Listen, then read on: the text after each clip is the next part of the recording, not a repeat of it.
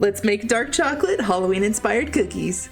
We're gonna overload these cookies with 4 delicious flavors, making this the perfect cookie for this next upcoming spooky holiday. Grab your apron and summon the kids, we're making some Halloween-inspired cookies today. To get started, we need 1 cup of salted softened butter, 1 cup of sugar, and 2/3 cup of firmly packed light brown sugar. We're gonna beat these 3 ingredients together for 3 to 4 minutes until light and fluffy.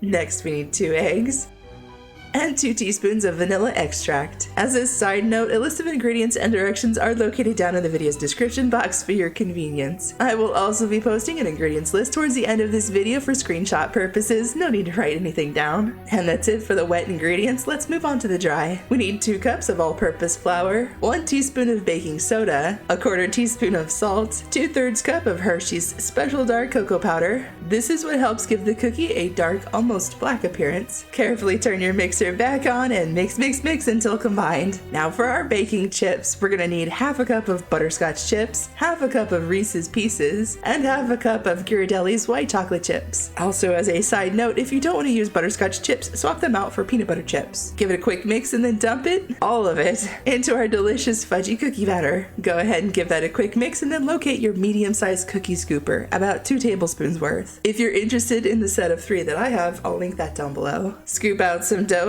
roll it into a ball and place it on your parchment-lined baking sheet. Space each dough ball at least 2 inches apart to account for spreading during the baking process. Once all of your cookie dough balls have been placed, grab the remaining white chocolate chips and the butterscotch chips. We're going to decorate the outside of each cookie with a few extra chips. Once your cookie dough looks something like this, it's ready for the oven. Into a preheated oven at 350 degrees for 8 to 10 minutes. I left mine in for the full 10 minutes. And while your cookies are hot out of the oven, if you see any bare spots, go ahead and fill in those spaces with even more chips. It's a holiday cookie, which means it's totally acceptable to overload it with sweet sugary goodness. At this stage, the cookie is still hot enough to help melt/fuse the baking chip to the surface of the cookie it's currently touching. Basically, don't worry, they shouldn't fall off the cookie. Transfer to a wire rack to completely cool and store in an airtight container when ready. Here's that ingredients list. Thanks for watching, and don't forget to subscribe so you don't miss out, and I'll see you all in the next video.